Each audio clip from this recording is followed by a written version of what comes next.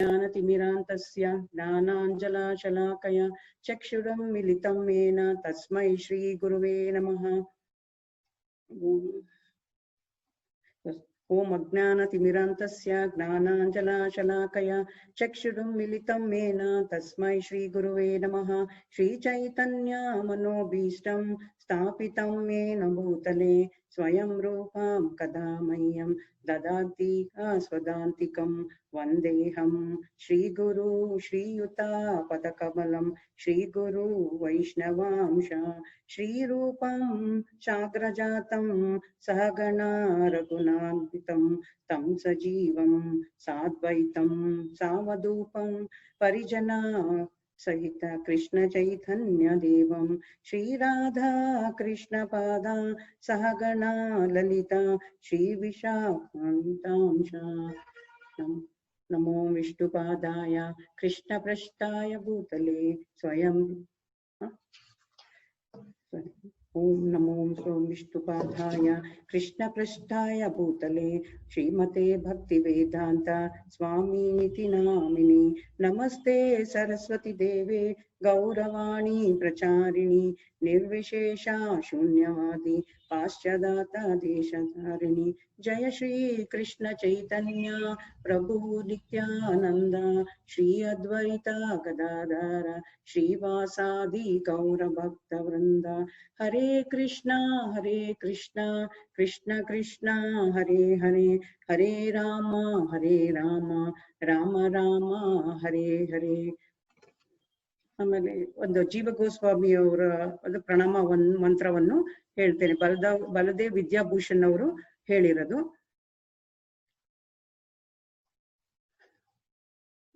ಯಾ ಸಂಖ್ಯಾ ಪಂಕೇನ ಕೃತಕ ಪಂಸುನಾ ವಿಭರ್ತ ಗರ್ತೇನ ಚ ಲಿಪುತಾಧೀತಿಂ ಸ್ತದಂ ವ್ಯಾಬದ್ಧಕಾಸೋ ವಿದ್ಯ ಮಹೇಶ್ವರಂ ಕೃಷ್ಣಂ ಸ ಜೀವ ಪ್ರಭುರಸ್ತಮೇ ಗತಿಂ. ಸೊ ಇಂಗ್ಲಿಷ್ ಅಲ್ಲಿ ಒಂದ್ಸತಿ ಹೇಳ್ಬಿಡ್ತೀನಿ ಇದರ ಅರ್ಥ. He is the supreme protector of our sampradaya from other disturbances. Then I bow down to these lotus feet. This way, he wrote, he established Krishna and Krishna as Parameshwara, Satchidananda Vigraha. Brahma Samitiyalli ಇದು was established. ಅಂದ್ರೆ ಇವರು ಜೀವ ಗೋಸ್ವಾಮಿ ಅವರು ಈ ಸಂಪ್ರದಾಯವನ್ನ ತುಂಬಾ ಚೆನ್ನಾಗಿ ಕಾಪಾಡಿಕೊಂಡು ಬಂದಿದ್ದಾರೆ. ಅವರು ಇದು ಅವರ ಈ ಸಂಪ್ರದಾಯಕ್ಕೆ ಒಂದು ಗಟ್ಟಿಯಾದ ಒಂದು ಕಂಬ ಅಂದ್ರೆ ಪಿಲ್ಲರ್ ಅಂತ ಹೇಳ್ತಾರೆ. ಜೀವ ಗೋಸ್ವಾಮಿ ಅವರ ಬಗ್ಗೆ ನಾವು ಮಾತಾಡೋಕ್ಕಿಂತ ಮುಂಚೆ ಅವರ ಒಂದು ಹಿರಿಯರ ಒಂದು ಕಿರುಪರಿಚಯವನ್ನ ತಿಳಿಯೋಣ. ನಮ್ಮ ಇಸ್ಕಾನ್ ವೈಷ್ಣವ ಆಚಾರ್ಯರ ಎಲ್ಲಾರು ಇಸ್ಕಾನ್ ಅಲ್ಲಿ ಹೇಳ್ತಾರೆ, ಎಲ್ಲಾ ಆಚಾರ್ಯಗಳು ಅವರೆಲ್ಲಾರು ಎಲ್ಲ ಹಿಂದಿ ಬಂಗಾಳ ರಾಜ್ಯದವರು ಅಂತ ಹೇಳ್ತಾರೆ. ಆದ್ರೆ ಇಲ್ಲಿ ನಾವು ತಿಳ್ಕೊಳ್ಬೇಕಾಗಿರೋದು ಏನಂದ್ರೆ, ಜೀವ ಗೋಸ್ವಾಮಿ ಅವರ ತಾತ, ಅವ್ರ ತಂದೆ, ಅವ್ರ ದೊಡ್ಡಪ್ಪಂದಿರು ಎಲ್ಲಾರು ನಮ್ಮ ಕರ್ನಾಟಕದವರೇ. ಆಮೇಲೆ ನಾವು ಗೋಪಾಲ ಕೃಷ್ಣ ಭಟ್, ರಘುನಾಥ್ ಭಟ್ಟ ಅವರೆಲ್ಲ ಕೂಡ ನಮ್ಮ ತಮಿಳ್ನಾಡಿನಲ್ಲಿ ಶ್ರೀರಂಗಮನಿಂದ ಇರೋರು ಅಂತ. ಸೊ ಅವಾಗ ನಾವು ಈ ರೂಪ ಮತ್ತು ಸನಾತನ ಮತ್ತೆ ವಲ್ಲಭಾಚಾರ್ಯ ಅಂದ್ರೆ ಅನುಪಮ. ಜೀವ ಗೋಸ್ವಾಮಿ ಅವರ ತಂದೆ ಹೆಸರು ಅನುಪಮ ಅಂತ. ಆಮೇಲೆ ಅವರಿಗೆ ವಲ್ಲಭಾಚಾರ್ಯರಂತ ಹೆಸರು ಬರುತ್ತೆ. ಫಸ್ಟ್ ಸನಾತನ ಗೋಸ್ವಾಮಿ ಅವರು ಮೊದಲನೆಯವರು, ಎರಡನೆಯವರು ರೂಪ ಗೋಸ್ವಾಮಿ ಅವರು, ಮೂರನೆಯವರೇ ವಲ್ಲಭಾಚಾರ್ಯರು. ಇವರ ಮಗನೇ ಜೀವ ಗೋಸ್ವಾಮಿ ಅವರು. ಇವರು ತುಂಬಾ ಬ್ರಾಹ್ಮಣ ಕುಟುಂಬದಲ್ಲಿ ಹುಟ್ಟಿದವರು. ಎಲ್ಲಾನು ತುಂಬಾ ಶ್ರೀಮಂತರು ಕೂಡ ಆಗಿರ್ತಾರೆ ಅವರು. ಭಕ್ತಿಯಲ್ಲೂ ಸಹ ಅಪಾರ ಶ್ರೀಮಂತರು ಇವರು. ಇವರು ಬೆಂಗಾಲ್ನಲ್ಲಿ ರಾಮ್ಕೇಲಿ ಅಂತ ಒಂದು ಊರಿರುತ್ತೆ. ನವಾಬ್ ರಾಮ್ಕೇಲಿನಲ್ಲಿ ಜೀವ ಗೋಸ್ವಾಮಿ ಅವರು ಜನನ ಆಗಿರುತ್ತೆ. ಹಾಗೆ ಬಂಗಾಲ್ ರಾಜ್ಯದಲ್ಲಿ ನವಾಬ್ ಹುಸೇನ್ ಶಾ ಅಂತ ರಾಜ್ಯ ಇರ್ತಾನೆ, ಅವನು ಮುಸ್ಲಿಂ ರಾಜ್ಯ. ಆ ರಾಜ್ಯದಲ್ಲಿ ಆಸ್ಥಾನದಲ್ಲಿ ರೂಪ ಗೋಸ್ವಾಮಿಯವರು, ಸನಾತನ ಗೋಸ್ವಾಮಿಯವರು ಮತ್ತೆ ವಲ್ಲಭಾಚಾರ್ಯರು ಅವ್ರು 3 ಜನನು ಇಲ್ಲಿ ಮಂತ್ರಿ ಮತ್ತು ಉಪಮಂತ್ರಿಗಳಾಗಿ ಕೆಲಸವನ್ನು ಮಾಡ್ತಿರ್ತಾರೆ. ಅವರು ರಾಜನಿಗೆ ಇವ್ರ ಬಗ್ಗೆ ಅಂದ್ರೆ ತುಂಬಾ ಅಪಾರವಾದ ಪ್ರೀತಿ ಇರುತ್ತೆ. ಆಮೇಲೆ ಅವ್ರು ಏನೇ ಹೇಳಿದ್ರು, ಏನೇ ಅವ್ರ ಸಲಹೆ ಬೇಕು ಅಂದ್ರು ಇವ್ರು 3 ಜನ ಸಲಹೆನೆ ಅವರು ತಗೊಂಡು ಅವರು ಮಾಡ್ತಾ ಇರ್ತಾರೆ. ಅವ್ರು ಆಧ್ಯಾತ್ಮಿಕದಲ್ಲಿ ತುಂಬಾ ಜ್ಞಾನವನ್ನು ತಿಳಿದಿರ್ತಾರೆ. ಅವರು ಸಂಸ್ಕೃತ ಪಂಡಿತರು ಕೂಡ. ಮತ್ತೆ ಅವರು ಹೃದಯದಲ್ಲಿ ತುಂಬಾ ಶೀಲವಂತರು, ಮತ್ತೆ ಮಾತಿನಲ್ಲಿ ನಡತೆಯಲ್ಲಿ ತುಂಬಾ ವಿನಯವಂತರು. ಎಲ್ಲಾರು ಇವರಿಗೆ ರೂಪ ಸನಾತನ ಗೋಸ್ವಾಮಿ ಅವ್ರನ್ನ ಮತ್ತೆ ವಲ್ಲಭ ಅವ್ರನ್ನ ಎಲ್ಲಾರ್ಗು ಅವ್ರಿಗೆ ಅಷ್ಟು ಒಂದು ಮಾತಿನಲ್ಲಿ ಅವ್ರಿಗೆ ಯಾರೇ ಆಗ್ಲಿ ಅಷ್ಟು ಅವ್ರಿಗೆ ತುಂಬಾ ಅವ್ರನ್ನ ಇಷ್ಟಪಡ್ತಿರ್ತಾರೆ. ಇವ್ರಿಗೆ ಯಾವಾಗ್ಲೂ ತುಂಬಾ ಕೃಷ್ಣ ಭಕ್ತರು ಇವ್ರೆ ಎಲ್ಲಾರುನು. ಸದಾ ಯಾವಾಗ್ಲೂ ಕೃಷ್ಣನ ಸೇವೆ ಮಾಡ್ಬೇಕು ಅನ್ನೋದೇ ಅವ್ರಿಗೆ, ಮತ್ತೆ ಕೃಷ್ಣನ್ ಬಗ್ಗೆ ಪ್ರಚಾರ ಮಾಡ್ಬೇಕು ಅಂತ ಇರುತ್ತೆ. ಆದ್ರೆ ಇವರು ಈ ಆಸ್ಥಾನದಲ್ಲಿ ಇರೋದ್ರಿಂದ ಅವರು ಸ್ವಲ್ಪ ಮಟ್ಟಿಗೆ ಮಾತ್ರ ಅವ್ರ ಸಮಯ ಸಿಕ್ಕಿದಾಗ ಮಾತ್ರ ಅವರು ಮಾಡ್ತಿರ್ತಾರೆ ಮೊದಲಿಗೆ. ಆವಾಗ ಅವ್ರಿಗೆ ಯಾವಾಗ್ಲೂ ಈ ತರ ನಾವು ಕೃಷ್ಣನ್ನ ನಾವು 24 ಗಂಟೆನೂ ಅವ್ರ ಸೇವೆಯಲ್ಲಿ ಮಾಡ್ಬೇಕು, ಅವ್ರ ಬಗ್ಗೆ ನಾವು ವಿಚಾರಣೆ ಮಾಡಿ ಪ್ರಚಾರ ಮಾಡ್ಬೇಕು ಅಂತ ತುಂಬಾ ಇರುತ್ತೆ. ಅವಾಗ ಅವ್ರಿಗೆ ಗೌರಂಗ ಮಹಾಪ್ರಭುಗೆ ಒಂದು ಪತ್ರ ಬರ್ತಿರ್ತಾರೆ. ಹೇಗೆ ಗೌರಂಗ ಮಹಾಪ್ರಭು ಅಂದ್ರೆ, ಈಗ ಕೃಷ್ಣ ಇವರೆಲ್ಲ ರೂಪ ಗೋಸ್ವಾಮಿಯವರು, ಸನಾತನ ಗೋಸ್ವಾಮಿಯವರು, ವಲ್ಲಭಾಚಾರ್ಯ ಇವರೆಲ್ಲರೂ ಗೋಲೋಕ ವೃಂದಾವನದಲ್ಲಿ ವಿಶೇಷವಾದ ಸೇವಕರಾಗಿರ್ತಾರೆ. ಅಂದ್ರೆ ರಾಧಾಕೃಷ್ಣರ ಸೇವಕರಾಗಿರ್ತಾರೆ. ಅಂದ್ರೆ ದೈವಿಕ ಅವತಾರ, ಇವರೆಲ್ಲ ಡಿವೈನ್ ಇನ್ಕಾರ್ಡಿನೇಷನ್. ಸೊ ಹಾಗಾಗಿ ಈಗ ಚೈತನ್ಯ ಮಹಾಪ್ರಭು ಆಗಿ ಕೃಷ್ಣ ಮತ್ತು ರಾಧಾ ರಾಣಿಯಾಗಿ ಗೌರಂಗ ಮಹಾಪ್ರಭು ಆಗಿ ಬಂದಿರೋದು ಇವರಿಗೆ ಗೊತ್ತಿರುತ್ತೆ. ಸೊ ಇವ್ರು ಯಾವಾಗ್ಲೂ ಗೌರಂಗ ಮಹಾಪ್ರಭುವಿಗೆ ಪತ್ರ ಬರಿತಾ ಇರ್ತಾರೆ. ನಾವು ಯಾವಾಗ ಬಂದು ನಿನ್ನ ಸೇವೆ ಮಾಡೋದು, ನಿಮ್ಮ ಹತ್ರ ನಾವು ದೀಕ್ಷೆ ತಗೊಳ್ಳೋದು ಅಂತ ತುಂಬಾ ಕೇಳ್ತಾ ಇರ್ತಾರೆ ಯಾವಾಗ್ಲೂ. ಆಗ ಒಂದ್ಸಲಿ ಗೌರಂಗ ಮಹಾಪ್ರಭು ಒಂದು ಚಿಕ್ಕದಾಗಿ ಒಂದು ಪತ್ರವನ್ನ ಅವರಿಗೆ ಸಂದೇಶವನ್ನು ಕಳಿಸ್ತಾರಂತೆ. ಏನಂತ ಅಂದ್ರೆ, ಇವಾಗ ಒಬ್ಬ ಹೆಂಡತಿ ತನ್ನ ಗಂಡನಿಗೆ ಎಂತ ಸೇವೆ ಮಾಡ್ತಾಳೆ ಅಂತಂದ್ರೆ, ಅಷ್ಟು ಚೆನ್ನಾಗಿ ಸೇವೆ ಮಾಡ್ತಿರ್ತಾಳೆ. ಆ ಸೇವೆ ಅಷ್ಟು ಮಾಡಿದ್ರುನು ಗಂಡನ್ಗೆ ಯಾವುದೇ ರೀತಿ ಅವಳ ಲೋಪದೋಷಗಳಾಗ್ಲಿ, ಅವನ್ಗೆ ಯಾವುದೇ ರೀತಿ ಅನುಮಾನ ಬಾರದ ರೀತಿಯಲ್ಲಿ ಅವಳು ಮಾಡ್ತಾ ಇರುವಾಗ ಗಂಡನ್ಗೆ ಯಾವ್ದೂನು ಅನುಮಾನ ಬರದ ರೀತಿನಲ್ಲಿ ಇರುತ್ತೆ ಅಂತ ಹೇಗಿರುತ್ತೋ ಹಾಗೆ ನೀವು ನಿಮ್ಮ ಕರ್ತವ್ಯಗಳನ್ನ ನೀವು ಚೆನ್ನಾಗಿ ಅಲ್ಲಿ ಮಾಡಿ, ಆಮೇಲೆ ನಿಮಗೆ ಸಮಯ ಬರುತ್ತೆ, ಅವಾಗ ನೀವು ಕೃಷ್ಣನ ಸೇವೆಯನ್ನ ನೀವು ಮಾಡ್ಬೋದು ಅಂತ ಹೇಳಿ ಅಂತ. ಅವಾಗ ಕೆಲವು ವರ್ಷಗಳು ಆಗತ್ತೆ. ಆಮೇಲೆ ಕೆಲವು ದಿನಗಳ ನಂತರ ಗೌರಂಗ ಮಹಾಪ್ರಭು ಅವರು ರಾಮಕೇಲಿಗೆ ಬರ್ತಾರೆ. ಈ ವಿಷಯನ ಇವರಿಗೆ ರೂಪ ಸನಾತನ ಗೋಸ್ವಾಮಿ ಅವ್ರಿಗೆ ಮತ್ತೆ 3 ಜನ ಅಣ್ಣ ತಮ್ಮಂದಿರಿಗೆ ಗೊತ್ತಾಗತ್ತೆ. ಆದ್ರೆ ನವಾಬ್ ಹುಸೇನ್ ಅವರು ಮುಸ್ಲಿಂ ಆಗಿರೋದ್ರಿಂದ ಅವ್ರಿಗೆ ಹಿಂದೂ ಧರ್ಮದ ಬಗ್ಗೆ ಅವ್ರಿಗೆ ಅಷ್ಟು ಒಂದು ಕಾಳಜಿ ಇರಲ್ಲ. ಬೇರೆ ಏನೇ ಇವ್ರದ್ದು ಸಲಹೆ ತಗೊಂಡ್ರು ಕೂಡ ಅವ್ರಿಗೆ ಇಷ್ಟ ಇರೋದಿಲ್ಲ. ಅದಕ್ಕೆ ಇವ್ರು ಏನ್ ಮಾಡ್ತಾರೆ ಅಂದ್ರೆ, ಗೌರಂಗ ಮಹಾಪ್ರಭು ಅವರು ಎಲ್ಲಿ ಬಂದಿದ್ದಾರೆ ಅಂತ ಅವ್ರನ್ನ ತಿಳ್ಕೊಂಡು ಮಧ್ಯರಾತ್ರಿಯಲ್ಲಿ ಗುಪ್ತವಾಗಿ ಅವ್ರನ್ನ ಹೋಗಿ ಕಾಣ್ತಾರೆ. ಆಗ ಕಾಣ್ದಾಗ ಅವಾಗ ಗೌರಂಗ ಮಹಾಪ್ರಭು ಅವರ ಪಾದಕಮಲಗಳಿಗೆ ಇವರು ನಮಸ್ಕರಿಸಿ, ಅವಾಗ ಗೌರಂಗ ಮಹಾಪ್ರಭು ಇವರ ತಲೆ ಮೇಲೆ ಶಿರಸ ಮಾಡಿ ಇವರಿಗೆ ಆಶೀರ್ವಾದ ಮಾಡಿ ಇವರಿಗೆ ಇದು ಕೊಡ್ತಾರೆ, ಇನಿಸಿಯೇಷನ್ ಕೊಡ್ತಾರೆ. ಆವಾಗ ಹಿಂದೂ ಸಂಸ್ಕೃತದ ಬಗ್ಗೆ ಇವ್ರಿಗೆ ಏನು ವಿಶೇಷವಾದ ಕಾಳಜಿ ಇಲ್ದ ಇರೋದ್ರಿಂದ ಇವ್ರು ಹೇಳ್ತಾರೆ, ಗೌರಂಗ ಮಹಾಪ್ರಭು ಅವರು, ನಿಮ್ಗೆ ಇವಾಗ ನೀವು ಎಷ್ಟು ದಿವಸ ನನ್ನ ಕೇಳ್ಕೊಳ್ತಾ ಇದ್ರಲ್ಲ, ಈಗ ನಿಮ್ಗೆ ಸಮಯ ಬಂದಿದೆ, ಈಗ ನೀವು ವೃಂದಾವನಕ್ಕೆ ನೀವು ಹೋಗ್ಬೋದು ಅಂತ ಹೇಳ್ಬಿಟ್ಟು ಅಂತ. ಅವಾಗ ಇವರು ಜೀವ ಗೋಸ್ವಾಮಿ ಅವರು ಅವರ ಮೋಸ್ಟ್ಲಿ 1 ವರ್ಷನೋ 2 ವರ್ಷದ ಮಗು ಆಗಿರ್ತಾರೆ. ಗೌರಂಗ ಮಹಾಪ್ರಭುನ ಅವರು ಇದೇ ಮೊದಲನೇ ಸತಿ ನೋಡ್ತಾರೆ. ಅಂದ್ರೆ ಇವರ ದೊಡ್ಡಪ್ಪನಾದ ಸನಾತನ ಗೋಸ್ವಾಮಿ ಅವರು, ರೂಪ ಗೋಸ್ವಾಮಿ ಅವರು ಅವ್ರ ತಂದೆ ಅವ್ರಿಗೆ ದೀಕ್ಷೆ ಕೊಡುವಾಗ ಇದನ್ನ ಅವರು ತಾಯಿ ತೊಡೆ ಮೇಲೆ ಮಲಗಿರ್ತಾರೆ ಇವ್ರ ಮಗುವಾಗಿ. ಆವಾಗ ಅವರು ಚೈತನ್ಯ ಮಹಾಪ್ರಭುನ ನೋಡ್ತಾರೆ. ಆವಾಗ ಚೈತನ್ಯ ಮಹಾಪ್ರಭು ಹೇಳ್ತಾರೆ, ಈ ಮಗು ರೂಪ ಗೋಸ್ವಾಮಿ ಸನಾತನ ಗೋಸ್ವಾಮಿಗೆ ಹೇಳ್ತಾರೆ, ಮುಂದೆ ನೀವು ಏನು ನಿಮ್ಮ ಕೆಲಸಗಳೆಲ್ಲ ಮಾಡಿ ಮತ್ತೆ ನೀವು ಇನ್ನ ಮುಂದುವರಿಸ್ಕೋಬೇಕು ಅನ್ನೋ ಕೆಲಸಗಳನ್ನೆಲ್ಲ ಬಿಟ್ಟಿರೋದನ್ನ ಈ ಹುಡುಗ ಮುಂದೆ ಅವನು ಮಾಡ್ತಾನೆ ಅಂತ ಹೇಳ್ತಾರೆ. ಸೊ ಜೀವ ಗೋಸ್ವಾಮಿ ಅವರು ಅವ್ರದ್ದು ಎಕ್ಸಾಕ್ಟ್ ಡೇಟ್ ಕೊಟ್ಟಿಲ್ಲ ಸರಿಯಾಗಿ, 1514 ಅಂತ ಹೇಳ್ತಾರೆ, ಬಟ್ ಅದಷ್ಟು ಎಕ್ಸಾಕ್ಟ್ ಆಗಿ ಅದು ಗೊತ್ತಿಲ್ಲ. ಅವರು ತುಂಬಾ ಸುಂದರವಾಗಿರ್ತಾರೆ. ಅವರ ಮತ್ತೆ ಅವ್ರ ಭಕ್ತಿ ಅಂದ್ರೆ ಅವ್ರ ಮುಖದಲ್ಲಿ ಅಷ್ಟು ಲಕ್ಷಣ ಇರುತ್ತೆ ಅವ್ರಿಗೆ. ಅವ್ರ ತಂದೆ ತಾಯಿ ದೊಡ್ಡಪ್ಪಂದಿರು ಎಲ್ಲಾ ಭಕ್ತಿ ಸೇವೆಯಲ್ಲೇ ಇರುವಾಗ ಇವರಿಗೂ ಕೂಡ ದೇವರಲ್ಲಿ ಅಷ್ಟು ಅಪರವಾದ ತುಂಬಾ ಅವ್ರಿಗೆ ಇರುತ್ತೆ. ಚಿಕ್ಕ ಮಗುವಿಂದನೇನೆ ಅವರು ಕೃಷ್ಣ ಬಲರಾಮ್ನ ನ ಅವರೇ ಮಾಡಿ ಪೂಜೆ ಮಾಡ್ತಾ ಇರ್ತಾರೆ. ಅದು ಯಾವಾಗ್ಲೂ ಬಿಡೋದೇ ಇಲ್ಲ, ಅದ್ರ ಜೊತೆಯಲ್ಲೇ ಅವರು ಆಟ ಆಡ್ತಾ ಇರ್ತಾರಂತೆ. ಅವ್ರು ಮಲ್ಕೊಂಡಿರುವಾಗ್ಲೂ ಸಹ ಅದನ್ನ ಕೃಷ್ಣ ಬಲರಾಮ್ನ ಅವರು ಜೊತೆಯಲ್ಲೇ ಇಟ್ಕೊಂಡು ಅವರು ಮಲ್ಕೊಳ್ತಾ ಇದ್ರಂತೆ. ಆಮೇಲೆ ಈ ಪರಿವರ್ತನೆ ಎಲ್ಲ ಅವ್ರಿಗೆ ನೋಡಿ ಅವ್ರ ತಾಯಿಗೆ ಒಂದ್ಸತಿ ಸುಮ್ನೆ ನೋಡೋಣ ಅಂತ ಅನ್ಬಿಟ್ಟು ಅಂತ ಅವ್ರು ಕೃಷ್ಣ ಬಲರಾಮ್ನ ಎತ್ತಿಟ್ಬಿಡ್ತಾರಂತೆ. ಸೊ ಬಚ್ಚಿಟ್ಬಿಡ್ತಾರೆ. ಅವಾಗ ಅವರು ತುಂಬಾ ಹಳಕ್ ಶುರು ಮಾಡ್ತಾರಂತೆ, ನಂದು ಇದು ಕೃಷ್ಣ ಬಲರಾಮ್ ನಂದು ನ ಕೊಡಿ ಅಂತೇಳಿ ಅಂತ. ಅವಾಗ ಅವರು ಕೊಡ್ತಾರಂತೆ. ಕೊಟ್ಟಾಗ ಅವರು ದಿನಾ ಅದಕ್ಕೆ ಭೋಗ ಆಫರ್ ಮಾಡೋದು, ಅಂದ್ರೆ ಹಣ್ಣು ಆಮೇಲೆ ಹೂವ ತಗೊಂಡ್ ಬರೋದು, ದೇವ್ರಿಗೆ ಅರ್ಪಿಸೋದು, ಪೂಜೆ ಮಾಡೋದು, ಈ ತರದೆಲ್ಲ ಮಾಡ್ತಾ ಇರ್ತಾರೆ. ಅವರು ನಾವ್ ಈಗಿನ ಮಕ್ಕಳು ನೋಡ್ತೀವಿ, ಮಕ್ಳು ಯಾವ್ದೇ ಒಂದು ಆಚೆ ಕಡೆ ಯಾರ ಜೊತೆಲೂ ಆಟ ಆಡಕ್ ಹೋಗೋದಿಲ್ಲ. ಈಗಿನ ಕಾಲದ ಮಕ್ಳೆಲ್ಲ ಮೊಬೈಲ್ ಅಲ್ಲಿ ಮುಳುಗ್ಬಿಟ್ಟಿರ್ತಾರೆ. ಯಾವಾಗ್ಲೂ ಎಲ್ಲಾ ರೀತಿಯಲ್ಲೂ ಏನು ಒಂದು ಸಣ್ಣ ಮಗುಗೂ ಸಹ ಊಟ ಬೇಕು ಅಂತಂದ್ರೆ ಮೊಬೈಲ್ ಕೊಟ್ರೆ ಮಗು ಊಟ ಮಾಡೋದು, ಈ ತರ ಇರುತ್ತೆ. ಸೊ ಇದಕ್ಕೆ ಒಂದು ಸಣ್ಣವಾದ ಒಂದು ಉದಾಹರಣೆಯನ್ನ ನಾನು ಹೇಳ್ತೀನಿ. ಒಂದು ಸರಿ ಒಂದು ತಾಯಿ ಮತ್ತು ಒಂದು ಮಗಳು ಇಬ್ರು ರೈಲಲ್ಲಿ ಪ್ರಯಾಣಿಸಿರ್ತಿರ್ತಾರೆ.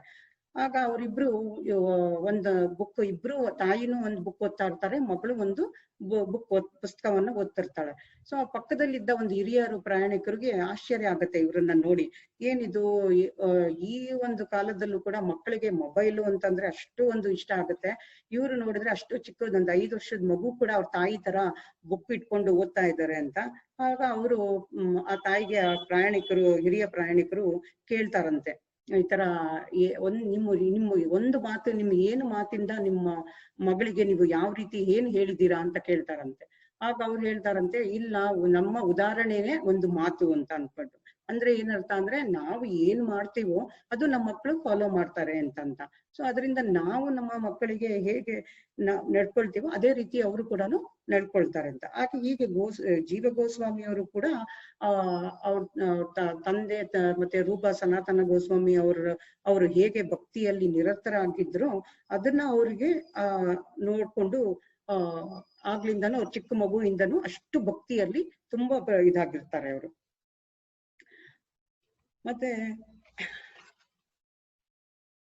ಜೀವ ಗೋಸ್ವಾಮಿ ಅವರು ಅಂದ್ರೆ ಅವ್ರ ತಾಯಿ ಯಾವಾಗ್ಲೂ ಅವ್ರಿಗೆ ಚಿಕ್ಕ ಮಗು ಇರುವಾಗ್ಲೇನೆ ಅವ್ರಿಗೆ ಕತೆಗಳನ್ನ ಹೇಳ್ತಾ ಇರ್ತಾರಂತೆ, ಪೌರಾಣಿಕ ಕತೆಗಳನ್ನ ಹೇಳ್ತಿರ್ತಾರೆ. ಹೇಳ್ತಾ ಇರುವಾಗ್ಲೂ ಅವ್ರು ಯಾವಾಗ್ಲೂ ಅವ್ರನ್ನ ಅವ್ರ ತಾಯಿನ ಪ್ರಶ್ನೆ ಮಾಡ್ತಾ ಇರ್ತಾರಂತೆ. ಹಾಗಿದ್ರೆ ಹೇಗಾಗ್ತಿತ್ತು, ಹೀಗಿದ್ರೆ ಹೇಗಿರ್ತಿತ್ತು ಅಂತ. ಯಾವ ಕತೆ ಹೇಳಿದ್ರು, ಎಲ್ಲಾ ಕತೆ, ಯಾವುದೇ ಒಂದು ಕತೆ ಹೇಳ್ತಾ ಇದ್ರು ಆ ಕತೆಗೆ ಇವರು ಪ್ರತಿ ಪ್ರಶ್ನೆ ಆಗಿ ಕೇಳ್ತಾ ಇದ್ರಂತೆ.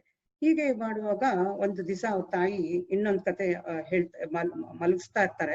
ಮಲ್ಕೊಳ್ಳುವಾಗ ಒಂದ್ ಕತೆ ಹೇಳೋ ರೂಢಿನೇ ಇರ್ತಿತ್ತು ಅವ್ರಿಗೆ ಯಾವಾಗ್ಲೂ. ಸೊ ಅವಾಗ ಅವ್ರು ಹೇಳ್ತಾರೆ. ಅವಾಗ ಜೀವ ಗೋಸ್ವಾಮಿ ಅವರು ಕೇಳ್ತಾರಂತೆ, ಅಮ್ಮ ಕೃಷ್ಣ, ಒಂದ್ ಪ್ರಶ್ನೆ ಕೇಳ್ತೀನಿ ನಿಂಗೆ, ಕೃಷ್ಣ ಯಾವ ಯುಗದಲ್ಲಿ ಹುಟ್ಟಿದ್ದು ಅಂತ. ಆಗ ಅವ್ರ ತಾಯಿ ಹೇಳ್ತಾರಂತೆ, ದ್ವಾಪರ ಯುಗ ಅಂತ ಅನ್ಬಿಟ್ಟು ಅಂತ. ಸೊ ಆಗ ಅವ್ರು ಹೇಳ್ತಾರಂತೆ, ಇಲ್ಲ, ದ್ವಾಪರ ಯುಗ ಅಲ್ಲ, ಅದು ತ್ರೇತಾ ಯುಗದಲ್ಲಿ ಹುಟ್ಟಿದ್ದು ಅಂತ ಹೇಳ್ತಾರೆ. ಅಲ್ಲ, ಯಾಕೆ ಹೇಗೆ ಹೇಳ್ತೀಯಾ ಅಂತ ಕೇಳ್ತಾರಂತೆ. ಸೊ ಅದಕ್ಕೆ ತ್ರೇತಾ ಯುಗದ ಧರ್ಮ ಏನು ಅಂತ ಅವ್ರು ಕೇಳ್ತಾರಂತೆ ಜೀವ ಗೋಸ್ವಾಮಿ ಅವರು. ಆಗ ಅವ್ರ ತಾಯಿ ಹೇಳ್ತಾರಂತೆ, ಯಜ್ಞ ಯಾದಿಗಳನ್ನ ಮಾಡೋದು ಅಂತ. ಹೌದು, ಕೃಷ್ಣ ಹುಟ್ಟಿದಾಗ ನಂದಗಾವಲ್ಲಿ ಯಶೋಧ ಮತ್ತೆ ನಂದ ಮಹಾರಾಜ್ ಅವರೆಲ್ಲರೂ ಅಲ್ಲಿ 1008 ಕುಂಡಲಗಳೆಲ್ಲ ಇಟ್ಟು ಯಜ್ಞಗಳು ಮಾಡ್ತಾ ಇದ್ರು ಅಂತ ಹೇಳ್ಬಿಟ್ಟು. ಓ ಹೌದಾ, ಹಾಗಾದ್ರೆ ತ್ರೇತಾಯುಗನಾ ಅಂತ ಅವ್ರ ಅಮ್ಮ ಹೇಳಿದ್ರೆ, ಇಲ್ಲ, ತ್ರೇತಾಯುಗ ಅಲ್ಲ, ಸತ್ಯಯುಗ ಅಂತ ಹೇಳ್ತಾರಂತೆ. ಅದೇ ಹೇಗೆ ಹೇಳ್ತೀಯಾ ಸತ್ಯಯುಗ ಅಂತ ಅಂತಾರಂತೆ. ಆಗ ಹೇಳ್ತಾರಂತೆ, ಸತ್ಯಯುಗದ ಯುಗ ಧರ್ಮ ಏನು ಅಂತ ಕೇಳ್ತಾರಂತೆ. ಆಗ ಅವ್ರ ತಾಯಿ ಹೇಳ್ತಾರಂತೆ, ಮೆಡಿಟೇಷನ್ ಅಂತ, ಧ್ಯಾನ ಮಾಡೋದು ಅಂತ. ಹೌದು, ಕೃಷ್ಣ ಹುಟ್ಟಿದಾಗ ಅಲ್ಲಿ ಎಲ್ಲಾರು ಕೃಷ್ಣನ ಧ್ಯಾನದಲ್ಲಿ ಮುಳುಗಿದ್ರು ಅಂತ ಹೇಳ್ತಾರ. ಆಗ ಅವ್ರ ತಾಯಿ ಹೇಳ್ತಾರಂತೆ, ಹೌದಾ ಹಾಗಾದ್ರೆ ಅಂತ. ಆಗ ಅವ್ರು ಹೇಳ್ತಾರಂತೆ, ಇಲ್ಲ, ದ್ವಾಪರ ಯುಗದಲ್ಲಿ ಕೃಷ್ಣ ಹುಟ್ಟಿದ್ದು ಅಂತ ಹೇಳ್ತಾರೆ. ಹೌದಾ, ಹಾಗಾದ್ರೆ ಹೇಗೆ, ಏನು ಅಂತ ಹೇಳ್ತಾರಂತೆ. ದ್ವಾಪರ ಯುಗ ಧರ್ಮ ಏನು ಅಂತ ಕೇಳ್ತಾರಂತೆ. ಆಗ ಅವ್ರು ಹೇಳ್ತಾರಂತೆ ಡಿಟಿ ವರ್ಷಿಪ್, ಅರ್ಚ ವಿಗ್ರಹ ಅಂತ ಹೇಳ್ತಾರಂತೆ. ಆಗ ಹೇಳ್ತಾರಂತೆ, ಹೌದು, ಕೃಷ್ಣ ಹುಟ್ಟಿದಾಗ ಕೃಷ್ಣನ್ಗೆ ಸ್ನಾನ ಮಾಡಿಸ್ತಾ ಇದ್ರು, ಅಭಿಷೇಕ ಮಾಡ್ತಾ ಇದ್ರು, ಭೋಗ ಆಫರಿಂಗ್ ಮಾಡ್ತಾ ಇದ್ರು, ಅವ್ರಿಗೆ ಗಿಫ್ಟ್ಸ್ ಗಳನ್ನ ಕೊಡ್ತಾ ಇದ್ರು ಅಂತಂತ. ಓ ಹೌದು, ಕರೆಕ್ಟು ಅಂತ ಅವ್ರ ತಾಯಿ ಹೇಳ್ತಾರೆ. ಇಲ್ಲ, ಮತ್ತೆ ಅವ್ರ ಹೀಗೆ ಸುಮ್ನೆ ಅವ್ರ ತಾಯಿನ ಇಷ್ಟು ಅಂದ್ರೆ ಚಿಕ್ಕ ಮಗು ಇರುವಾಗ್ಲೇನೆ ಅವರು ಇಷ್ಟು ಪ್ರಶ್ನೆಗಳು ಕೇಳೋದು, ಎಲ್ಲ ತುಂಬಾ ಜ್ಞಾನವಂತರು, ತುಂಬಾ ತಿಳ್ಕೊಂಡಿರ್ತಾರೆ. ಅಷ್ಟು ಸಣ್ಣ ವಯಸ್ಸು, ಇದು ಹೇಳುವಾಗ ಅವ್ರಿಗೆ ಒಂದು 2-3 ವರ್ಷ ಇರ್ಬೋದು. ಮತ್ತೆ ಅವ್ರು ಹೇಳ್ತಾರಂತೆ, ಇಲ್ಲ, ಕೃಷ್ಣ ಹುಟ್ಟಿದ್ದು ಕಲಿಯುಗದಲ್ಲಿ ಅಂತ.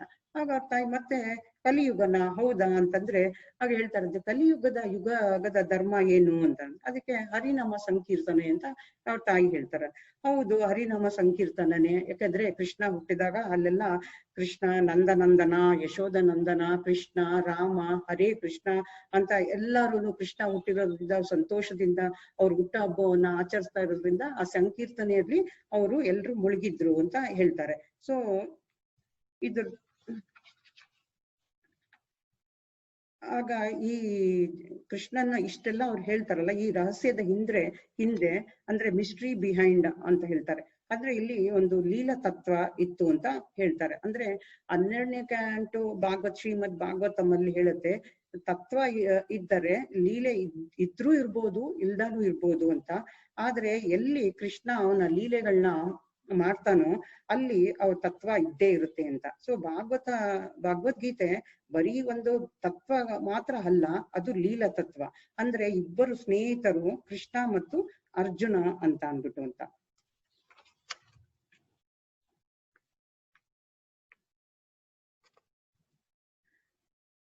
ಆಮೇಲೆ ಹೀಗೆ ಅವರು ಒಂದು ದಿವಸ ಏನಾಗುತ್ತೆ, ಅವ್ರಿಗೆ ಕನಸಿನಲ್ಲಿ ಕೃಷ್ಣ ಮತ್ತು ಬಲರಾಮರು, ಇವ್ರು ಯಾಕೆಂದ್ರೆ ಯಾವಾಗ್ಲೂ ಕೃಷ್ಣ ಬಲರಾಮರನ್ನ ಪೂಜೆ ಮಾಡಿ ಎಲ್ಲ ಅವ್ರಿಗೆ ಭೋಗ ಎಲ್ಲ ಆಫರಿಂಗ್ ಎಲ್ಲ ಮಾಡ್ತಾ ಇರ್ತಾರೆ. ಅದಕ್ಕೆ ಅವಾಗ ಅವ್ರಿಗೆ ಕನಸಿನಲ್ಲಿ ಬರ್ತಾರೆ ಕೃಷ್ಣ ಬಲರಾಮರು. ಇವರು ಮಲ್ಕೊಂಡ್ ತಕ್ಷಣ ಅವ್ರಿಗೆ ಎಚ್ಚರಿಕೆ ಆಗುತ್ತೆ. ಆಗ ಅವ್ರ ಕಣ್ ಬಿಟ್ಟು ನೋಡಿದಾಗ ಅವ್ರಿಗೆ ಸುಂದರವಾದ ಗೌರಂಗ ಮಹಾಪ್ರಭು ಮತ್ತು ಈ ನಿತ್ಯಾನಂದ ಪ್ರಭು ಅವರು ಕಾಣಿಸ್ಕೊಳ್ತಾರೆ. ಅಂದ್ರೆ ಅವಾಗ ಅವರು ಕಿರ್ಚಕ್ ಶುರು ಮಾಡ್ತಾರೆ, ಗೌರಂಗ ಗೌರಂಗ ಗೌರ್ನಿತಾಯ್ ಅಂತ ಅಂದ್ಬಿಟ್ಟು ಅಂತ ಜೋರಾಗಿ ಕಿರ್ಚಿ ಅಳ್ತಾ ಇರ್ತಾರೆ. ಆಗ ಅವ್ರ ಸ್ವಲ್ಪ ದಿವಸ ಆದ್ಮೇಲೆ ಅವ್ರ ತಾಯಿ ಕೂಡನು ಅವ್ರು ಈ ಲೋಕವನ್ನ ತ್ಯಜಿಸ್ತಾರೆ, ಅವ್ರು ಹೋಗ್ತಾರೆ, ಈ ಲೋಕದಿಂದ ಅವ್ರು ಹೋಗ್ತಾರೆ. ಅವಾಗ ಅವ್ರಿಗೆ ನವದೀಪ್ಗೆ ಅವ್ರ ತಂದೆನೂ ಅಷ್ಟರಲ್ಲಿ ಈ ಲೋಕವನ್ನ ಬಿಟ್ಟು ಹೋಗಿರ್ತಾರೆ. ಆಮೇಲೆ ಅದಕ್ಕೆ ಇವಾಗ ನಾನು ಏನ್ ಮಾಡೋದು, ಆಲ್ರೆಡಿ ಅವ್ರ ತಂದೆ, ಅವರ ದೊಡ್ಡಪ್ಪಂದಿರಾದ ರೂಪ ಮತ್ತೆ ಸನಾತನ ಗೋಸ್ವಾಮಿ ಅವರು ಬೃಂದಾವನ್ಗೆ ಹೋಗಿರ್ತಾರೆ. ಅವ್ರಿಗೆ ಬೃಂದಾವನ್ಗೆ ಹೋಗ್ಬೇಕು ಅನ್ಸುತ್ತೆ. ಆದ್ರೆ ಇನ್ನೊಂದ್ಸತಿ ಅವ್ರಿಗೆ ನವದೀಪ್ಗೆ ಒಂದ್ಸತಿ ಹೋಗ್ಬಿಟ್ಟು ಇವ್ರಿಗೆ ಗೊತ್ತಾಗತ್ತೆ ನಿತ್ಯಾನಂದ ಪ್ರಭು ಅವರು ಅಲ್ಲಿ ಇದ್ದಾರೆ ಅಂತ. ಸೊ ಅದಕ್ಕೆ ಅವರು ನಿತ್ಯಾನಂದ ಪ್ರಭು ಮನೆಗೆ ಅಲ್ಲಿ ಹೋಗ್ತಾರೆ, ನವದೀಪ್ಗೆ ಹೋಗ್ತಾರೆ. ಆಗ ಅವ್ರಿಗೆ ನಿತ್ಯಾನಂದ ಪ್ರಭುಗೆ ಗೊತ್ತಾಗತ್ತೆ ಈ ತರ ಈ ಜೀವ ಗೋಸ್ವಾಮಿ, ಅಷ್ಟೊತ್ತಿಗೆ ಅವ್ರಿಗೆ 12 ವರ್ಷ ಆಗಿರುತ್ತೆ ಅನ್ಸುತ್ತೆ. ಆಗ ಅವರು ಅಲ್ಲಿಗೆ ನವದೀಪ್ಗೆ ಹೋಗ್ತಾರೆ. ಅದು ಹೋದಾಗ ನಿತ್ಯಾನಂದ ಪ್ರಭು ಅವರು ಶ್ರೀವಾಸ್ ಠಾಕೂರ್ ಮನೆಯಲ್ಲಿ ಇರ್ತಾರೆ. ಸೊ ಶ್ರೀನಿವಾಸ್ ಠಾಕೂರ್ಗೆ ಹೇಳ್ತಾರೆ, ಈ ತರ ಈಗ ಜೀವ ಗೋಸ್ವಾಮಿ ಅವರು ಇಲ್ಲಿಗೆ ಬರ್ತಾರೆ ಅಂತ ಹೇಳಿಂದ. ಆವಾಗ ಅವರು ಜೀವ ಗೋಸ್ವಾಮಿ ಅವರು ಅಲ್ಲಿ ಹೋಗ್ತಾರೆ. ಹೋದಾಗ ಅವ್ರಿಗೆ ನಿತ್ಯಾನಂದ ಪ್ರಭು ಅವರ ದರ್ಶನ ಆಗತ್ತೆ. ಆಗ ನಿತ್ಯಾನಂದ ಪ್ರಭು ದರ್ಶನ ಆದ್ಮೇಲೆ ಅವ್ರ ಪಾದ ಕಮಲಗಳಿಗೆ ನಮಸ್ಕರಿಸಿ ಅವ್ರ ಹತ್ರ ಆಶೀರ್ವಾದ ತಗೊಳ್ತಾರೆ. ಅವಾಗ ಶ್ರೀವಾಸ್ ಠಾಕೂರ್ ಕೂಡ ಅವ್ರಿಗೆ ಆಶೀರ್ವಾದ ಕೊಡ್ತಾರೆ. ಆವಾಗ ಅವರು ನಿತ್ಯಾನಂದ ಪ್ರಭು ಇವ್ರಿಗೆ ಜೀವ ಗೋಸ್ವಾಮಿ ಅವ್ರಿಗೆ ಹೇಳ್ತಾರೆ, ಇದು ನವದೀಪ್ ಪರಿಕ್ರಮವನ್ನ ಹೋಗ್ತಾ ಇದ್ದೀನಿ, ನೀನು ಬಾ ಅಂತ ಅವ್ರ್ಬಿಟ್ಟು ಕರ್ಕೊಂಡು ಹೋಗ್ತಾರೆ. ಸೊ ನವದೀಪ್ ಪರಿಕ್ರಮ ಎಲ್ಲ ಮಾಡ್ತಿರ್ತಾರೆ. ಆ ನವದೀಪ್ ಪರಿಕ್ರಮ ಮಾಡುವಾಗ ಇವ್ರಿಗೆ ಅಲ್ಲಿ ಕೆಲವೆಲ್ಲ ಲೀಲೆಗಳೆಲ್ಲ ನಡೆಯುತ್ತೆ. ಯಾಕೆಂದ್ರೆ ನಿತ್ಯಾನಂದ ಪ್ರಭು ಜೊತೆನಲ್ಲಿ ಇವ್ರು ಹೋಗಿರೋದ್ರಿಂದ ಜೀವ ಗೋಸ್ವಾಮಿ ಅವರ ಅಪಾರ ಭಕ್ತಿಗೆ ಅವ್ರಿಗೆ ಗದಾಧರ್ ಪಂಡಿತು, ಅದ್ವೈತ ಆಚಾರ್ಯರು, ಚೈತನ್ಯ ಮಹಾಪ್ರಭು ಅವರೆಲ್ಲಾನು ಅವ್ರಿಗೆ ಪ್ರತ್ಯಕ್ಷ ಆಗ್ತಾರೆ.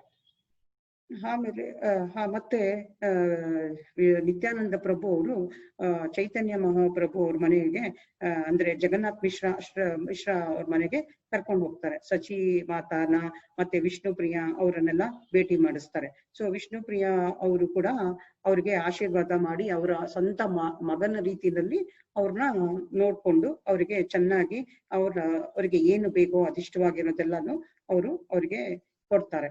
ಆಮೇಲೆ ಗೌರಂಗ ಮಹಾಪ್ರಭು ಅವರು ಸನ್ಯಾಸಿ ದೀಕ್ಷೆ ತಗೊಂಡು ಅವರು ಹೊರಟ್ಬಿಟ್ಟಿರ್ತಾರೆ.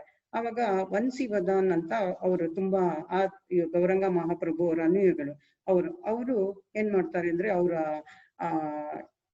ತಾಯಿ ಮತ್ತೆ ಹೆಂಡತಿಯನ್ನ ನೀನೇ ನೋಡ್ಕೊಳ್ಬೇಕು ಅಂತ ಅವರು ಹೇಳ್ತಾರೆ. ಸೊ ಅದಕ್ಕೆ ಅವ್ರು ಏನ್ ಮಾಡ್ತಾರೆ, ಗೌರಂಗ ಮಹಾಪ್ರಭುನ ಒಂದು ಮೂರ್ತಿಯನ್ನ ಸುಂದರವಾಗಿ ಕೆತ್ತನೆ ಮಾಡಿ ವಿಷ್ಣು ಪ್ರಿಯ ಅವರಿಗೆ ಕೊಟ್ಟಿರ್ತಾರೆ. ಅವರು ಇದನ್ನ ಯಾವಾಗ್ಲೂ ಪೂಜೆ ಮಾಡಿ ಅವ್ರ ಸೇವೆಯನ್ನ ಮಾಡ್ತಿರ್ತಾರೆ. ಸೊ ನಿತ್ಯಾನಂದ ಪ್ರಭು ಮತ್ತು ಜೀವ ಗೋಸ್ವಾಮಿ ಇವರ ವಿಷ್ಣು ಪ್ರಿಯ ಅವರ ದರ್ಶನ ಎಲ್ಲ ಮಾಡಿ ಆದ್ಮೇಲೆ ಅವರು ಮತ್ತೆ ನಿತ್ಯಾನಂದ ಪ್ರಭು ಹೇಳ್ತಾರೆ, ಈಗ ನೀನು ಬೃಂದಾವನಿಗೆ ನೀನು ಹೋಗ್ಬೇಕಾಗತ್ತೆ. ಯಾಕೆ ಅಂದ್ರೆ ನೀವು ಗೌರಂಗ ಮಹಾಪ್ರಭು ಅವರು ನಿಮ್ಮ ವಂಶಸ್ಥರಿಗೆ ಇವರಿಗೆ ಎಲ್ಲಾರ್ಗೂ ಅಲ್ಲಿ ಒಂದು ಸ್ಥಾನ ಕೊಟ್ಟಿದ್ದಾರೆ. ಅಂದ್ರೆ ಈಗ ಆಲ್ರೆಡಿ ನಿಮ್ಮ ದೊಡ್ಡಪ್ಪಂದರಾದ ರೂಪ ಮತ್ತು ಸನಾತನ ಗೋಸ್ವಾಮಿ ಅವರು ವೃಂದಾವನಲ್ಲಿದ್ದಾರೆ. ಸೊ ಇನ್ನ ನೀನು ವೃಂದಾವನಕ್ಕೆ ಹೋಗಿ ನಿನ್ನ ಸೇವೆಯನ್ನು ಅಲ್ಲಿ ಮಾಡುವಂತ ಅವ್ರಿಗೆ ಆಶೀರ್ವಾದಿಸಿ ಅವ್ರಿಗೆ ಕಳಿಸ್ತಾರೆ. ಆದ್ರೆ ಅವ್ರು ಹೇಳ್ತಾರೆ, ನೀವು ವೃಂದಾವನಕ್ಕೆ ಹೋಗೋಕ್ಕಿಂತ ಮುಂಚೆ ನೀನು ವಾರಣಾಸಿಗೆ ಹೋಗು. ವಾರಣಾಸಿನಲ್ಲಿ ಬನಾರಸ್ ಅಂತ ಒಂದು ಊರಿರುತ್ತೆ. ಅಲ್ಲಿ ಒಬ್ಬರು ಸಂಸ್ಕೃತ ಪಂಡಿತರು ಇರ್ತಾರೆ. ಅವರು ಮಧುಸೂದನ್ ವಾಚಸ್ಪತಿ ಅಂತ. ಅವರು ತುಂಬಾ ಸಂಸ್ಕೃತದಲ್ಲಿ ಪಂಡಿತರಾಗಿರ್ತಾರೆ. ಅವರು ಶ್ರೀಲಾ ಸಾರ್ವಭೌಮ ಭಟ್ಟಾಚಾರ್ಯ ಅವ್ರ ಶಿಷ್ಯರಾಗಿರ್ತಾರೆ ಇವರು. ಅದರಿಂದ ಜೀವ ಗೋಸ್ವಾಮಿ ಅವರು ನಿತ್ಯಾನಂದ ಪ್ರಭು ಅವರ ಹೇಳಿದ್ನ ಅಷ್ಟು ಒಂದು ಇದಾಗಿ ಅವರಿಗೆ ವಂದಿಸಿ ಬಿಟ್ಟು ಅಲ್ಲಿಗೆ ಹೊರಡ್ತಾರೆ ಸಂಸ್ಕೃತ ಕಲಿಯಕ್ಕೆ. ಅಲ್ಲಿ ಸಂಸ್ಕೃತ ಎಲ್ಲ ಚೆನ್ನಾಗಿ ಕಲ್ತು 5 ವರ್ಷ ಅಲ್ಲಿ ಏನೋ ಇರ್ತಾರೆ. 5 ವರ್ಷ ಇದ್ದು ಅಲ್ಲಿ ಸಂಸ್ಕೃತದಲ್ಲಿ ಪಂಡಿತರಾಗ್ಬಿಡ್ತಾರೆ. ಆ ಊರಲ್ಲಿ ಅವರು ತುಂಬಾ ವಾರಣಾಸಿಯಲ್ಲಿ ಅವರು ಎಲ್ಲಾ ಪಂಡಿತರಿಗಿಂತ ಮೀರಿಸುವಷ್ಟು ಅವರು ಕಲ್ತಿರ್ತಾರೆ. ಅಂದ್ರೆ ಅವರು ಸಂಸ್ಕೃತದಲ್ಲಿ ಅಷ್ಟು ಮಹಾನ್ ಪಂಡಿತರಾಗ್ಬಿಟ್ಟಿರ್ತಾರೆ. ಮತ್ತೆ ಅವರು ಇದಕ್ಕೆ ವೃಂದಾವನಕ್ಕೆ ಹೋಗ್ಬೇಕು ಅಂತ ಮಾಡ್ತಾರೆ. ಅಂದ್ರೆ ಸಂಸ್ಕೃತದಲ್ಲಿ ಸುಮಾರು ಒಂದು 80,000 ಅದಕ್ಕಿಂತ ಜಾಸ್ತಿ ಅವರು ಸಂಸ್ಕೃತದಲ್ಲಿ ವ್ಯಾಕರಣಗಳನ್ನು ಮಾಡಿರ್ತಾರೆ. ಅಷ್ಟು ಪಂಡಿತರಾಗ್ಬಿಟ್ಟಿರ್ತಾರೆ. ಅವ್ರದ್ದೆಲ್ಲಾನು ವಿದ್ಯಾಭ್ಯಾಸ ಮುಗಿದ್ಮೇಲೆ ಅವರು ವೃಂದಾವನಕ್ಕೆ ಬರ್ಬೇಕು ಅಂತಿರ್ತಾರೆ. ಯಾಕಂದ್ರೆ ವೃಂದಾವನಕ್ಕೆ ಬರ್ಬೇಕು ಅಂತಂದ್ರೆ ಅಲ್ಲಿ ರೂಪ ಮತ್ತು ಸನಾತನ ಗೋಸ್ವಾಮಿ ಅವರ ಸೇವೆ ಮಾಡ್ಬೇಕು ಅಂದ್ರೆ ಇವರು ಎಲ್ಲ ಎಜುಕೇಶನ್ ಮುಗ್ದಿರ್ಬೇಕು ಅಂತ ಹೇಳಿ ಆಗ ಹೊರಡ್ತಾರೆ. ಆಗ ವೃಂದಾವನಿಗೆ ಹೊರಟಾಗ ಅವರಿಗೆ ರೂಪ ಮತ್ತು ಸನಾತನ ಗೋಸ್ವಾಮಿ ಅವ್ರಿಗೆ ಗೊತ್ತಾಗುತ್ತೆ ಜೀವ ಗೋಸ್ವಾಮಿ ಬರ್ತಾ ಇದ್ದಾರೆ ಅಂತ. ಸೊ ಅವ್ರು ಬರುವಾಗ ಎಲ್ಲ ಬೇರೆ ವೈಷ್ಣವಾಚಾರ್ಯರು ಇರ್ತಾರೆ ಅಲ್ಲಿ. ರೂಪ ಗೋಸ್ವಾಮಿ, ಸನಾತನ ಗೋಸ್ವಾಮಿ, ಗೋಪಾಲ ಭಟ್ಟ ಗೋಸ್ವಾಮಿ, ರಘುನಾಥ್ ಭಟ್ಟ ಗೋಸ್ವಾಮಿ, ಆಮೇಲೆ ರಘುನಾಥ್ ದಾಸ್ ಗೋಸ್ವಾಮಿ ಎಲ್ಲಾರು ಅಲ್ಲಿ ವೃಂದಾವನದಲ್ಲಿ ಇವರಿಗೆ ಕಾಯ್ತಿರ್ತಾರೆ. ಹಾಗೂ ಲೋಕನಾಥ್ ಗೋಸ್ವಾಮಿ ಅವರು, ಆಮೇಲೆ ಕಾಶೀಶ್ವರ್ ಪಂಡಿತರು ಎಲ್ಲಾರು ಇವ್ರನ್ನ ಸ್ವಾಗತಿಸಕ್ಕೆ ಕಾಯ್ತಾ ಇರ್ತಾರೆ. ಸೊ ಅವ್ರು ಬಂದಿದ ತಕ್ಷಣ ಅವ್ರಿಗೆ ಸ್ವಾಗತವನ್ನು ಕೋರ್ತಾರೆ. ಆಮೇಲೆ ಸನಾತನ ಗೋಸ್ವಾಮಿ ಹತ್ರ ಇವರು ಜೀವ ಗೋಸ್ವಾಮಿ ಅವ್ರು ಕೇಳ್ತಾರೆ, ನನಗೆ ದೀಕ್ಷೆಯನ್ನು ಕೊಡಿ ಅಂತ. ಆಗ ಸನಾತನ ಗೋಸ್ವಾಮಿ ಹೇಳ್ತಾರೆ, ನೀನು ರೂಪ ಗೋಸ್ವಾಮಿ ಹತ್ರ ದೀಕ್ಷೆ ತಗೋ ಅಂತ ಹೇಳ್ತಾರೆ. ಸೊ ಅದಕ್ಕೆ ಅವರು ರೂಪ ಗೋಸ್ವಾಮಿ ಹತ್ರ ಹೋಗ್ತಾರೆ. ಹೋದಾಗ ಅವ್ರು ನನಗೆ ಈ ತರ ದೀಕ್ಷೆ ಕೊಡಿ ಅಂತ ಕೇಳ್ತಾರೆ. ಆಗ ರೂಪ ಗೋಸ್ವಾಮಿ ಅವ್ರು ಹೇಳ್ತಾರೆ, ವೈಷ್ಣವ ದೀಕ್ಷೆ ಅಂದ್ರೆ ಗೌಡಿಯ ಸಂಪ್ರದಾಯದಲ್ಲಿ ಅಷ್ಟು ಸುಲಭವಾದಲ್ಲ, ಅದು ಅಷ್ಟು ಈಸಿಯಾಗಿ ತಗೊಳ್ಬೇಡ. ಆದ್ರೆ ನಿನಗೆ ಕೆಲವೊಂದು ಸೇವೆಗಳನ್ನ ನಾನು ಕೊಡ್ತೀನಿ, ನಿನ್ನ ಸೇವೆಯನ್ನ ನೋಡಿ ನಾನು ಆಮೇಲೆ ನಿನಗೆ ದೀಕ್ಷೆ ಕೊಡ್ತೀನಿ ಅಂತ ಹೇಳ್ತಾರೆ. ಅವಾಗ ಅವರು ರೂಪ ಗೋಸ್ವಾಮಿ ಅವ್ರಿಗೆ ಏನೇನ್ ಬೇಕೋ ಎಲ್ಲಾ ಕೆಲಸಗಳನ್ನ ಮಾಡ್ತಾ ಇರ್ತಾರೆ. ಅಂದ್ರೆ ರೂಪ ಗೋಸ್ವಾಮಿ ಅವರು ಅಷ್ಟು ಪಂಡಿತರಾಗಿರ್ತಾರೆ ಅಲ್ಲಿ. ಆದ್ರಿಂದ ಇವ್ರು ಏನ್ ಮಾಡ್ತಾರೆ, ದಿನ ದೇವ್ರಿಗೆ ಹೂವ ಕಿತ್ಕೊಂಡ್ ಬಂದ್ ಕೊಡೋದು, ಅವ್ರ ರೂಮ್ ಕ್ಲೀನ್ ಮಾಡೋದು, ಆಮೇಲೆ ತಾಳೆ ಎಲೆ ಅಂತ ಇರುತ್ತೆ ಅದೇ ಬರೆಯೋದಿಕ್ಕೆ ಅಂತ, ಆ ಎಲೆಗಳನ್ನೆಲ್ಲ ತಗೊಂಡ್ ಬಂದ್ ಜೋಡಿಸ್ಕೊಡೋದು. ಆಮೇಲೆ ರೂಪ ಗೋಸ್ವಾಮಿ ಅವರ ಮತ್ತೆ ಅವ್ರಿಗೆ ಕಾಲು ಕೈಗಳೆಲ್ಲ ಒತ್ತೋದು, ತುಂಬಾ ಹಂಬಲ್ ಆಗಿ ತುಂಬಾ ವಿನಮ್ರತೆಯಿಂದ ಅಷ್ಟು ರೀತಿನಲ್ಲಿ ಅವರು ಇದನ್ನ ಮಾಡ್ಕೊಂಡು ಹೋಗ್ತಾ ಇರ್ತಾರೆ. ಸೊ ಅವಾಗ ರೂಪ ಗೋಸ್ವಾಮಿ ಅವರು ಅವ್ರಿಗೆ ಇವ್ರಿಗೆ ಸೇವೆಯನ್ನ ಮಾಡಿ ಎಲ್ಲ ನಿಷ್ಠೆಯಿಂದ ಅವರೆಲ್ಲ ನೋಡಿರ್ತಾರೆ. ಅವಾಗ ಅವ್ರಿಗೆ ದೀಕ್ಷೆಯನ್ನ ಕೊಡ್ತಾರೆ. ಆಮೇಲೆ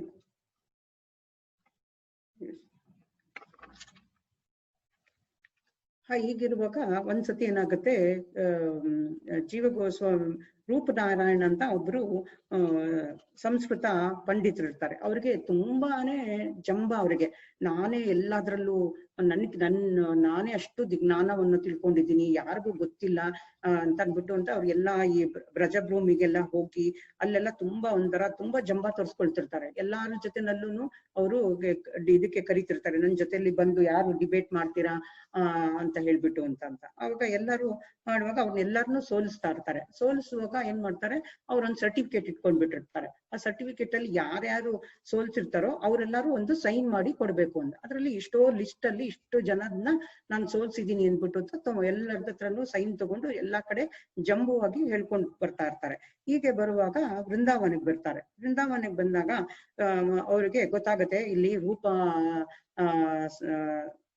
ಗೋಸ್ವಾಮಿ ಅವರು, ಸನಾತನ ಗೋಸ್ವಾಮಿ ಅವರು ಇಲ್ಲಿ ಪಂಡಿತರಿದ್ದಾರೆ ತುಂಬಾ ಅಂತ. ಅವ್ರ ಜೊತೆನಲ್ಲಿ ಅವ್ರನ್ನ ಕರೀತಾರೆ, ನನ್ನ ಜೊತೆನಲ್ಲಿ ನೀವು ಈ ಡಿಬೇಟ್ಗೆ ಬರ್ಬೇಕು ಅಂತ ಹೇಳ್ಬಿಟ್ಟು ಅಂತ. ಆಗ ಅವರು ರೂಪ ಗೋಸ್ವಾಮಿ ಅವರು ಹೇಳ್ತಾರೆ, ನನ್ಗೆ ಇದ್ರಲ್ಲೆಲ್ಲ ಇಂಟ್ರೆಸ್ಟೇ ಇಲ್ಲ, ನನ್ಗೇನು ಅವ್ರು ಅಷ್ಟು ಅಂಬಲ್ ಅಂದ್ರೆ ಅವ್ರಷ್ಟು ಒಂದು ದೊಡ್ಡ ಪಂಡಿತರು ಅವರು.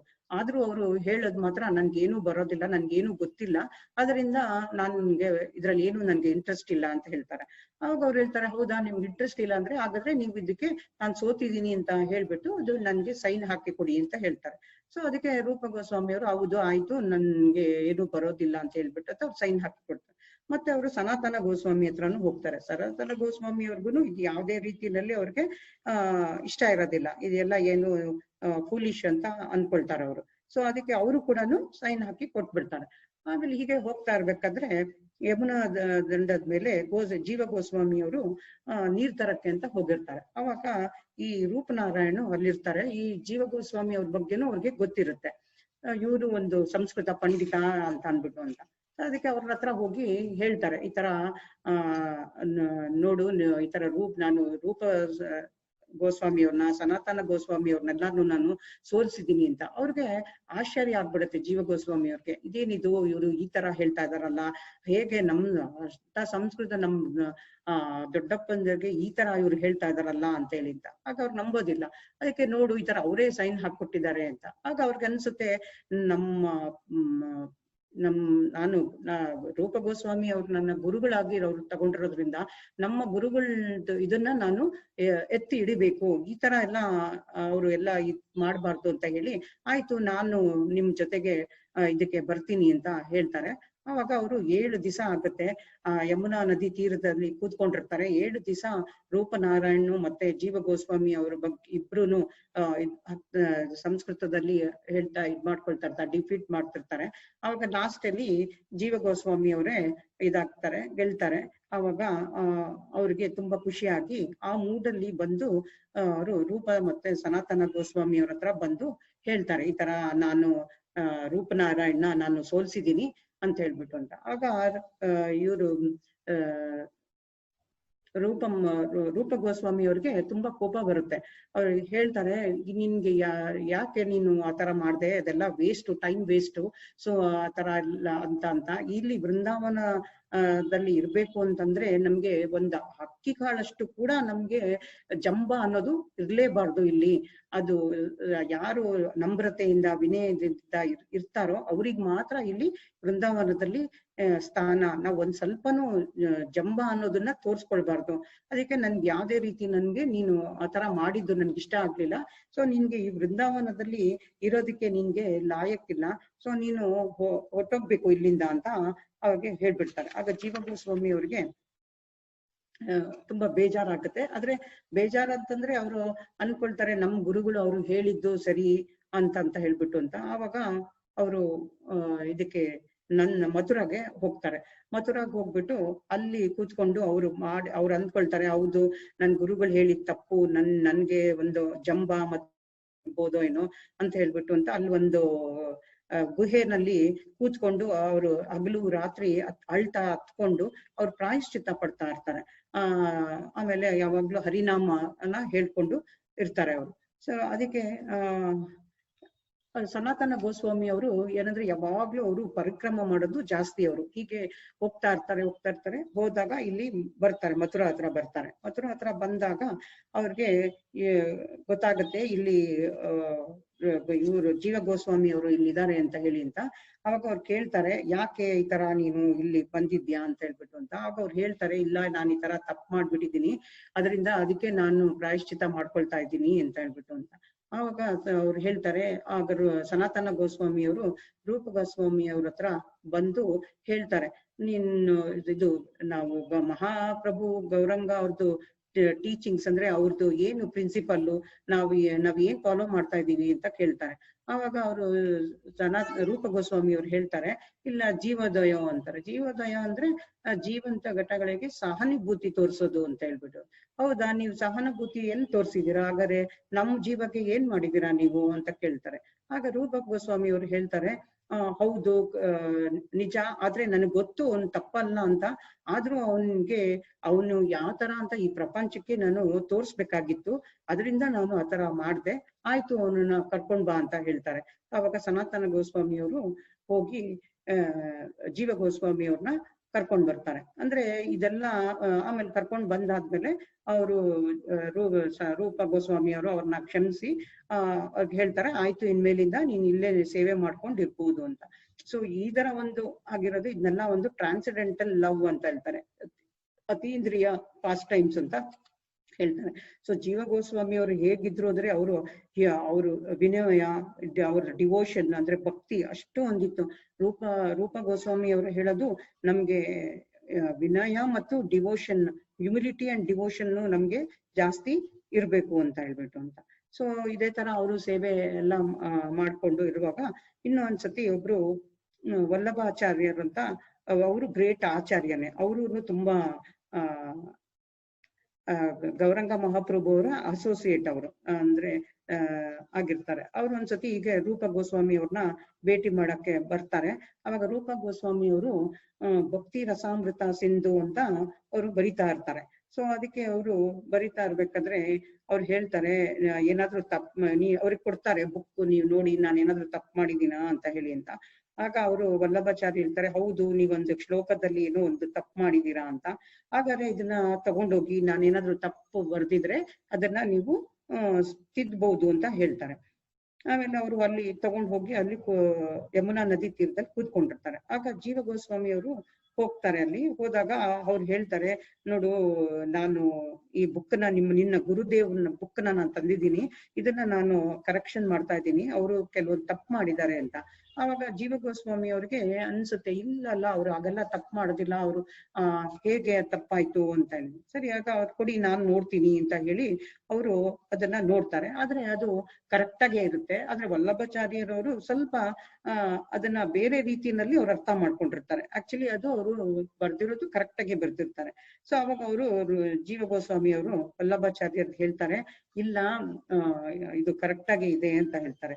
ಆವಾಗ ಅವರು ನೋಡಿ, ಹೌದು ಕರೆಕ್ಟು, ನಾನು ತಪ್ಪು ಮಾಡಿದೆ, ನಾನು ರೂಪ ಗೋಸ್ವಾಮಿ ಅವ್ರ ಹತ್ರ ಹೋಗಿ ಕ್ಷಮೆ ಕೇಳ್ತೀನಿ ಅಂತ ಹೇಳಿ ಅವರು ರೂಪ ಗೋಸ್ವಾಮಿ ಅವ್ರಿಗೆ ಹೋಗಿ ಹೇಳ್ತಾರೆ, ಈ ತರ ನೀವು ಭಕ್ತಿ ರಸಾಮೃತ ಸಿಂಧುನಲ್ಲಿ ನೀವು ಬರ್ದಿರೋದು ಕರೆಕ್ಟ್ ಆಗಿ ಇದೆ ಅಂತ. ಆಗ ಅವ್ರು ಹೇಳ್ತಾರೆ, ಯಾರು ಹೇಳಿದ್ದು ನಿಮ್ಗೆ ಅಂತ. ಆಗ ಅವ್ರು ಹೇಳ್ತಾರೆ, ಇಲ್ಲ ಈ ತರ ಜೀವ ಗೋಸ್ವಾಮಿ ಅವರು ನಿಮ್ಮ ತಮ್ಮನ ಮಗ, ತುಂಬಾನೇ ಅವರು ಬುದ್ಧಿವಂತರು, ಅವರು ಎಷ್ಟು ಪಂಡಿತರು, ಅವ್ರು ಎಲ್ಲಾ ತಿಳ್ಕೊಂಡಿದ್ದಾರೆ ಅವರು.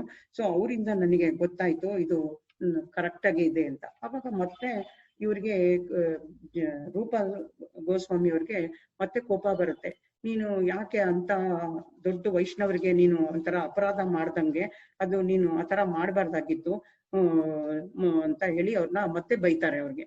ಮತ್ತೆ ಅವಾಗ ಅವ್ರಿಗೆ ಇವರು ತುಂಬಾ ಅಂಬಲ್ ಡಿವೋಟಿ ಕೂಡ. ಅದಕ್ಕೆ ಅವ್ರು ಏನ್ ಮಾಡ್ತಾರೆ, ನಂದ್ ಘಾಟ್ಗೆ ಹುಟ್ಟೋಗ್ತಾರೆ, ನೀನ್ ಇಲ್ಲಿ ಇರ್ಬೇಡ ನೀನು ಅಂತ ಹೇಳ್ತಾರೆ, ಈ ತರ ಎಲ್ಲ ವೈಷ್ಣವರ ಅಪರಾಧ ಎಲ್ಲ ಮಾಡ್ಬಾರ್ದು ನೀನು ಅಂತ ಹೇಳಿ ಅಂತ.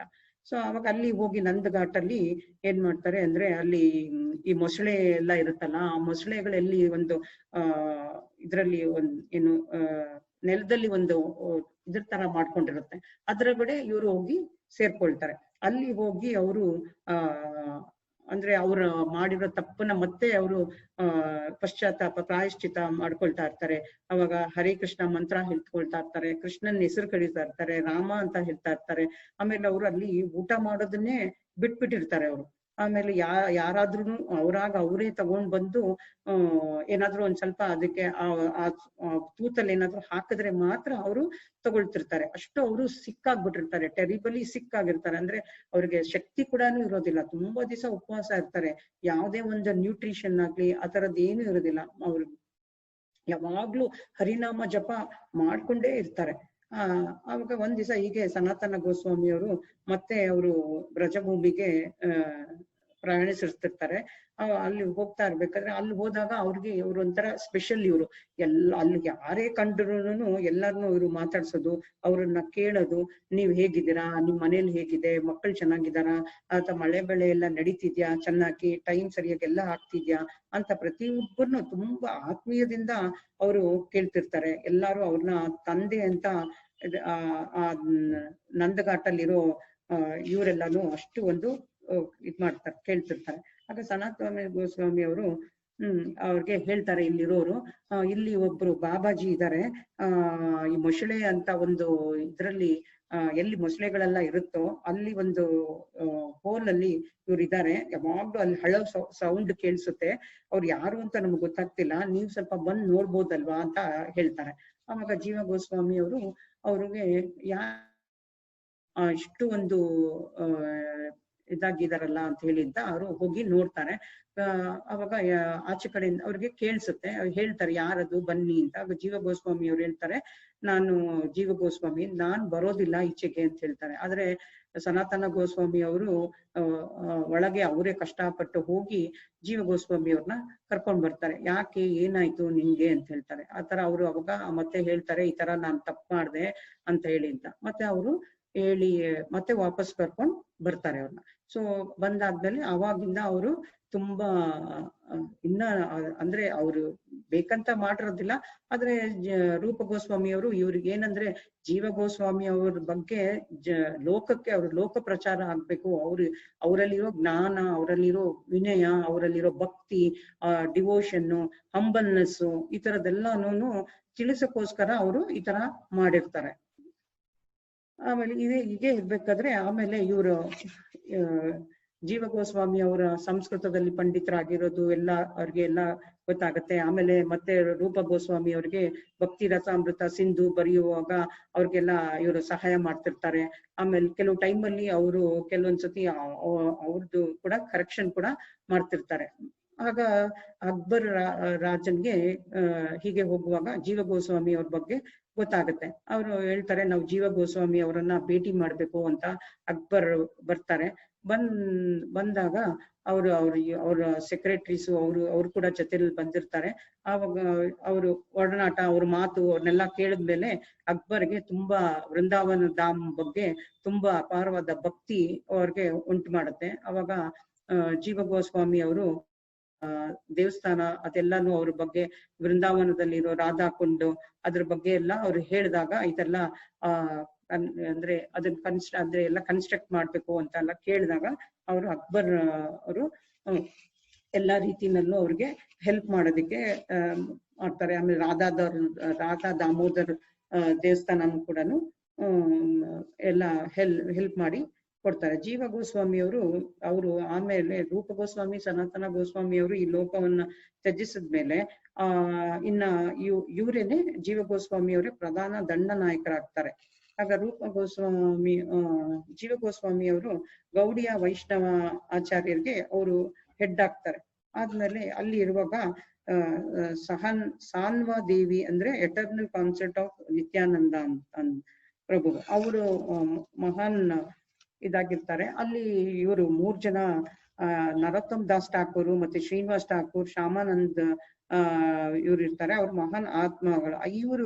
ಅವ್ರಿಗೆಲ್ಲರಿಗೂ ಇವ್ರು ಬರ್ದಿರೋ ಅಂದ್ರೆ ಸನಾತನ ಗೋಸ್ವಾಮಿ ಅವರು, ರೂಪ ಗೋಸ್ವಾಮಿ ಅವ್ರು ಬರ್ದಿರೋ ಸಾಹಿತ್ಯಗಳು ಅದನ್ನೆಲ್ಲನೂ ಇವ್ರಿಗೆ ಕೊಟ್ಟು, ನೀವು ಬೇರೆ ಕಡೆ ಎಲ್ಲ ಹೋಗಿ ನೀವು ಬೋಧನೆ ಮಾಡ್ಬೇಕು, ಅವ್ರ ಜ್ಞಾನವನ್ನು ತಿಳಿಸ್ಬೇಕು, ಲಕ್ಷಾಂತರ ಜನಕ್ಕೆ ಈ ಪುಸ್ತಕಗಳನ್ನೆಲ್ಲ ನೀವು ಅವಾಗೆಲ್ಲಾನು ಈಗಾದ್ರೆ ನಮ್ಗೆ ಪ್ರಿಂಟಿಂಗ್ ಪ್ರೆಸ್ಸು ಮತ್ತೆ ಇಮೇಲು ಆ ಥರದ್ದೆಲ್ಲ ಇದೆ. ಅವಾಗ ಅವ್ರಿಗೆ ಅದೆಲ್ಲ ಏನೂ ಇರ್ಲಿಲ್ಲ.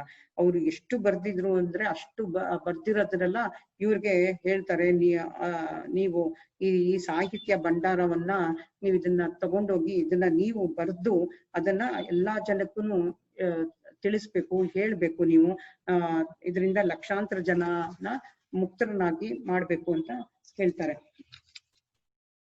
ಆಗ ಇವ್ರು ಎಷ್ಟು ಒಂದು ಬುಕ್ ಬರ್ತಿರ್ತಾರೆ ಅಂದ್ರೆ,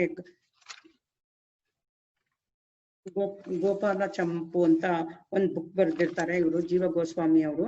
ಅವ್ರು ಗೋಪಾಲ ಅಂದ್ರೆ ಅವ್ರು ತುಂಬಾ ಆತ್ಮೀಯವಾದ ಗೆಳೆಯ. ಅವರು ಸಾಕ್ಯ ರಸದಲ್ಲಿ ಭಾಗ್ಯ ಆಗಿರ್ತಾರೆ, ಅಂದ್ರೆ ಕೃಷ್ಣನ ಲೀಲೆ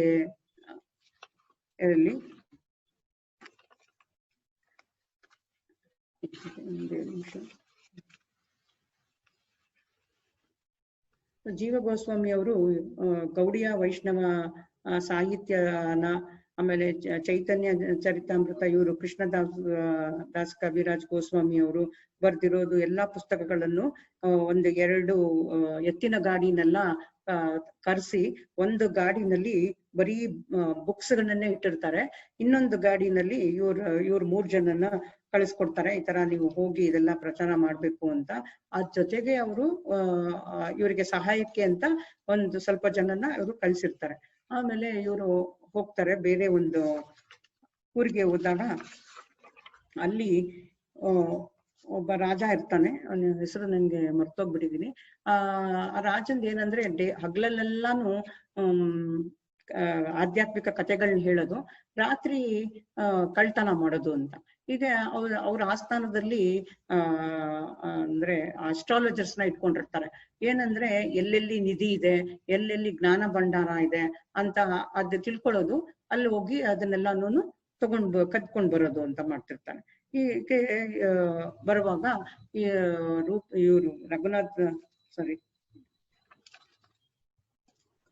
ಇವರು ಪುಸ್ತಕ ಭಂಡಾರಗಳನ್ನೆಲ್ಲ ಎತ್ಕೊಂಡು ಬರುವಾಗ ಇವರನ್ನ ಕಳ್ತನ ಮಾಡ್ಬಿಡ್ತಾರೆ, ಬುಕ್ಗಳನ್ನ. ಆಗ ಅವರು ಜೀವ ಗೋಸ್ವಾಮಿ ಅವ್ರಿಗೆ ಕಳಿಸ್ತಾರೆ, ಈ ತರ ನೀವು ಕೊಟ್ಟಿರೋ ಭಂಡಾರ ನಾವು ಸರಿಯಾದ ನಮ್ಮ ಕರ್ತವ್ಯಗಳನ್ನ ನಾವು ಮಾಡ್ಲಿಲ್ಲ, ಈ ತರ ಕಳ್ತನ ಆಗ್ಬಿಟ್ಟಿದೆ, ನಾವ್ ಏನ್ ಮಾಡೋದು, ಅದಕ್ಕೆ ನಾವು ಆತ್ಮಹತ್ಯೆ ಮಾಡ್ಕೊಳ್ಬೇಕು ಅಂತ ಇದ್ದೀವಿ ಅಂತ ಹೇಳ್ತಾರೆ. ಆಗ ಜೀವ ಗೋಸ್ವಾಮಿ ಅವ್ರು ಹೇಳ್ತಾರೆ, ಇಲ್ಲ ಆ ತರ ಎಲ್ಲ ಏನು ಇಲ್ಲ, ಅದೊಂದು ಗೌರಂಗ ಮಹಾಪ್ರಭು ಲೀಲೆ ಅಷ್ಟೇ, ಅದು ಮತ್ತೆ ನಿಮ್ಗೆ ಅದು ಸಿಗತ್ತೆ ಅಂತ ಹೇಳ್ತಾರೆ. ಆಗ ಅವರು ಮತ್ತೆ ರಾಜನ್ಗೆ ಹೇಳ್ತಾರೆ, ಈ ತರ ನೋಡಿ ನಮ್ಮ ಪುಸ್ತಕಗಳನ್ನ ನಾವು ತಂದಿರೋದನ್ನ ಜ್ಞಾನ ಭಂಡಾರನ ಯಾರೋ ಕದ್ಬಿಟ್ಟಿದ್ದಾರೆ ಅಂತ. ಆಗ ರಾಜನ್ಗೆ ಅನ್ಸುತ್ತೆ, ನಾನು ತಪ್ಪು ಮಾಡ್ದೆ ಅಂತ ಹೇಳಿ ಅಂತ ಅವರು ಅದನ್ನ ಅವ್ರಿಗೆ ಕೊಡ್ತಾರೆ. ಅದು ಕೊಟ್ಟಾಗ ಅವರು ಅದನ್ನೆಲ್ಲಾನು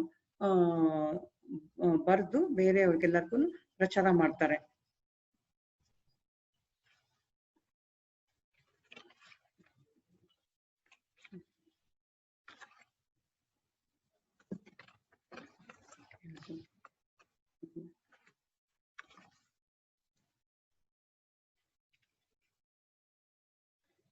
ಏನಂದ್ರೆ ಇವರು ಚೈತನ್ಯ ಮಹಾಪ್ರಭು ಮಿಷನ್ ನ ಫಿಲ್ ಮಾಡೋದಕ್ಕೋಸ್ಕರ ಅವರು ಎಲ್ಲಾ ರೀತಿಯಲ್ಲೂ ಇರ್ತಾರೆ. ಸೊ ಅದರಿಂದ ನಾವು ಏನ್ ತಿಳ್ಕೊಳ್ಬೇಕು ಅಂದ್ರೆ, ನಾವು ಗ್ರೇಟ್ ಈ ವೈಷ್ಣವರನ್ನ ಅವ್ರು ಎಷ್ಟು ನಮ್ಗೆ ಈ ಪರಂಪರನ ಅವರು ಕಾಪಾಡ್ಕೊಂಡು ಬಂದು, ಈ ಪರಂಪರದಲ್ಲಿ ಗೌಡಿಯ ವೈಷ್ಣವ ಪರಂಪರದಲ್ಲಿ ನಾವ್ ಇರ್ಬೇಕು, ನಮ್ಗೆ ಅವ್ರ ಕರುಣೆ, ಅವ್ರ ಮರ್ಸಿ ಸಿಗ್ಬೇಕು, ನಾವು ಅವ್ರಿಗೆ ಇಷ್ಟು ನಾವು ಗ್ರೇಟ್ಫುಲ್ ಆಗಿರ್ಬೇಕು ಅಂತ ಅವರು ಮಾಡ್ಕೊಂಡು ಬಂದಿರೋ ರೀತಿಯಲ್ಲಿ ನಾವು ಅವರನ್ನ ಅನುಸರಿಸ್ಕೊಂಡು ಹೋಗ್ಬೇಕು ಅಂತ ಅದು ಚೈತನ್ಯ ಮಹಾಪ್ರಭು ಅವ್ರದ್ದು ಮಿಷನ್ ಅದು.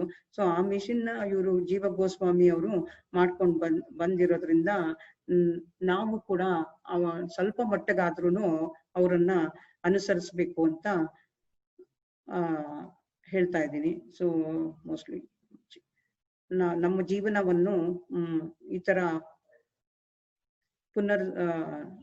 ವರ್ತನೆ ಮಾಡಿಕೊಂಡು ನಾವು ಸ್ವಲ್ಪ ಮಟ್ಟಿಗೆ ಆದ್ರೂ ಕೃಷ್ಣ ಭಕ್ತಿಯಲ್ಲಿ ಇದ್ದು ಸ್ವಲ್ಪ ಮಟ್ಟಿಗೆ ಆದ್ರೂ ನಮಗೆ ಗೊತ್ತಿರೋ ಜ್ಞಾನವನ್ನ ಬೇರೆಯವರಿಗೆ ಪ್ರಚಾರ ಮಾಡಿ ಬ್ಯಾಕ್ ಟು ಗಾಡ್ಗೆ ಕಳ್ಸೋದಿಕ್ಕೆ ಎಷ್ಟು ನಮ್ಗೆ ಸಾಧ್ಯವೋ ಅಷ್ಟು ನಮ್ಮ ಪ್ರಯತ್ನವನ್ನು ಮಾಡ್ಬೇಕು ಅಂತ ನಾನು ಇಲ್ಲಿ 2 ಮಾತುಗಳನ್ನ ಮುಗಿಸ್ತಾ ಇದ್ದೀನಿ. ಮಾತಾಡ್ತಿರ್ತಾರೆ ಇವ್ರ ಹತ್ರ. ಆಗ ಒಂದ್ಸತಿ ಹೇಳ್ತಾರೆ, ನೀನ್ ಇವತ್ ನನ್ಗೆ ಏನ್ ಭೋಗ ಮಾಡ್ತೀಯಾ, ಈ ತರ ಭೋಗ ಮಾಡ್ಕೊಡ್ತೀಯಾ ಅಂತ ಹೇಳ್ತಿರ್ತಾರೆ. ಆಗ ಆಯ್ತು ಅಂತಿರ್ತಾರೆ. ಆವಾಗ ದಾಮೋದರ ಕೃಷ್ಣ ಕಳುಲ್ನ ನುಡಿಸ್ತಾ ಇರ್ತಾನೆ. ಅವಾಗ ಇವ್ರು ಜೀವ ಗೋಸ್ವಾಮಿ ಅವರು ಮತ್ತೆ ಬರ್ತಾರೆ. ಅವ್ರು ಹೇಳ್ತಾರೆ, ನೀನ್ ನನ್ ಕಳುಲ್ ನುಡಿಸ್ತಾ ಇರೋದು ನಾನ್ ಮಾಡ್ತಾ ಇರ್ತೀನಿ, ನೀನ್ ಆಮೇಲೆ ಬೇಕಾದ್ರೆ ನೋಡ್ಬೋದು, ನಂಗೆ ತುಂಬಾ ಹೊಟ್ಟೆ ಹಸಿವಾಗ್ತಿದೆ, ನೀನು ಹೋಗಿ ನನಗೆ ಭೋಗ ಮಾಡ್ಕೊಂಡ್ ಬಾ ಅಂತ ಹೇಳ್ತಾರೆ. ಸೊ ಅವರು ಅಷ್ಟು ಒಂದು ಪ್ರೀತಿ ಭಕ್ತಿಯಿಂದ ಅವರು ದಿನ ಭೋಗ ಮಾಡಿ ರಾಧಾ ದಾಮೋದರ್ಗೆ ಕೊಡ್ತಿರ್ತಾರೆ. ಆಗ ಒಂದ್ಸತಿ ಈಗಲೇ ಮುಸ್ಲಿಂ ಅವ್ರದ್ದು ಇದು ಅಟ್ಯಾಕ್ ಆಗುತ್ತೆ. ಆವಾಗ ರಾಧಾ ದಾಮೋದರ್ ಅವರು ಇದಕ್ಕೆ ಜೈಪುರ್ಗೆ ತಕ್ಕ ಮಟ್ಟ ಆ ಟೈಮಿಗೆ ಮಾತ್ರ ಅವರು ಅಲ್ಲಿಂದ ಹೊರಟ್ಬಿಟ್ಟಿರ್ತಾರೆ. ಆಮೇಲೆ ಅದೆಲ್ಲ ಸರಿ ಹೋದ್ಮೇಲೆ ಮತ್ತೆ ರಾಧಾ ದಾಮೋದರ್ ಅವರು ಮತ್ತೆ ವೃಂದಾವನಕ್ಕೆ ಬರ್ತಾರೆ. ಆಕ್ಚುಲಿ ಇಲ್ಲಿರೋದೇ ಒರಿಜಿನಲ್ ಅಂತ ಹೇಳ್ತಾರೆ, ಅಲ್ಲಿರೋದು ರೆಪ್ಲಿಕಾ ಅಂತ ಹೇಳ್ತಾರೆ. ಆಮೇಲೆ ಜೀವ ಗೋಸ್ವಾಮಿ ಅವ್ರನ್ನ ಇವರು ಮೀರಾಬಾಯಿ ಕೂಡ ಭೇಟಿ ಆಗಿದ್ದಾರೆ ಅಂತ ಹೇಳ್ತಾರೆ. ಮೀರಾಬಾಯಿ ಹೇಳ್ ಕಳಿಸ್ತಾರೆ, ಈ ತರ ನಾನ್ ಜೀವ ಗೋಸ್ವಾಮಿ ಅವರನ್ನ ಭೇಟಿ ಮಾಡ್ಬೇಕು ಅಂತ. ಆವಾಗ ಜೀವ ಗೋಸ್ವಾಮಿ ಅವರು ಹೇಳ್ತಾರೆ, ನಾನು ಒಂದು ಪುರುಷ, ಅವರು ಇದು ನಾನ್ ಹೇಗೆ ಅವ್ರನ್ನ ಭೇಟಿ ಮಾಡ್ಲಿ ಅಂತ ಹೇಳ್ತಾರೆ. ಆಗ ಇವರು ನಮ್ಗೆ ಹೇಗ್ ಗೊತ್ತಾಗತ್ತೆ ಅಂತಂದ್ರೆ, ಮೀರಾಬಾಯಿ ವೈಷ್ಣವ ಆಚಾರ್ಯರ ಅವ್ರದ್ದು ಜೀವ ಸಮಾಧಿ ಹತ್ರ ಹೋದ್ರೆ ಮೀರಾಬಾಯಿ ಅವ್ರ ಸಮಾಧಿನೂ ಅಲ್ಲೇ ಇದೆ ಅಂತ ಗೊತ್ತಾಗತ್ತೆ. ಅದರಿಂದ ಅವರು ಕೂಡ ಜೀವ ಗೋಸ್ವಾಮಿ ಅವ್ರನ್ನ ಭೇಟಿ ಆಗಿದ್ದಾರೆ ಅಂತ ಗೊತ್ತಾಗತ್ತೆ ಇದರಿಂದ.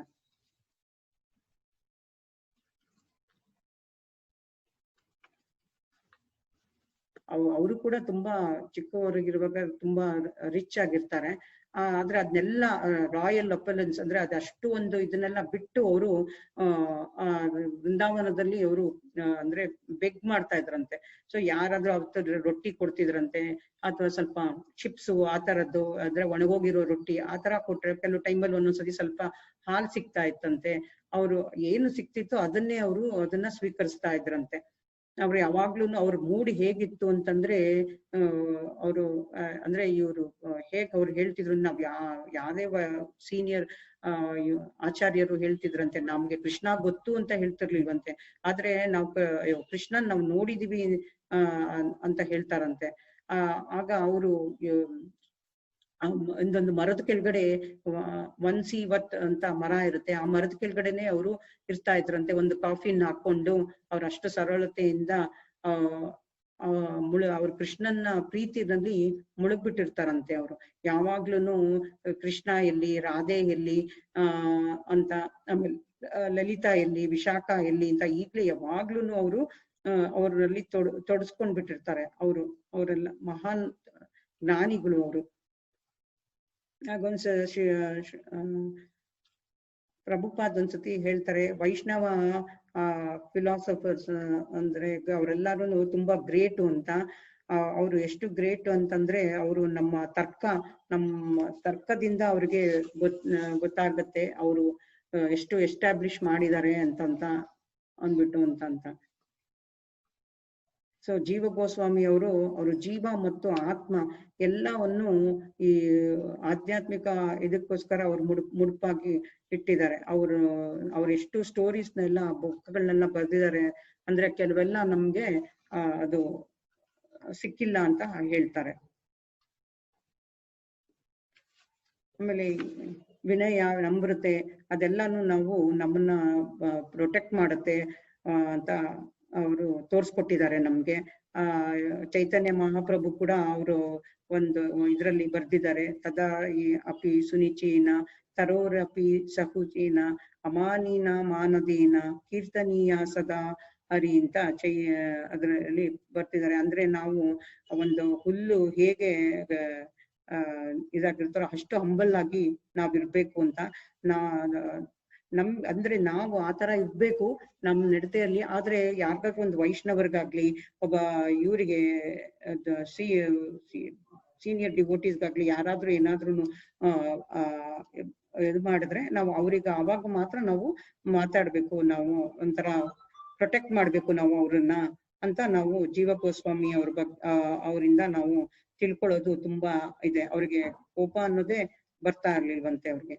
ನಾವು ಕೂಡ ಅಷ್ಟೇ ವಿನಮ್ರತೆಯಿಂದ ಇರ್ಬೇಕು ಅಂತ ತಿಳ್ಕೊಳ್ಬಹುದು ಜೀವ ಗೋಸ್ವಾಮಿ ಅವ್ರ ಬಗ್ಗೆ. ಅವ್ರದ್ದು ಪ್ರಿನ್ಸಿಪಲ್ಸ್, ಹ್ಯುಮ್ಯಾನಿಟಿ, ಡಿವೋಷನ್ ಅಂದ್ರೆ ಅಷ್ಟು ಅವರು ಇಂದ ನಾವು ಕಲಿಯಬೇಕಾಗತ್ತೆ.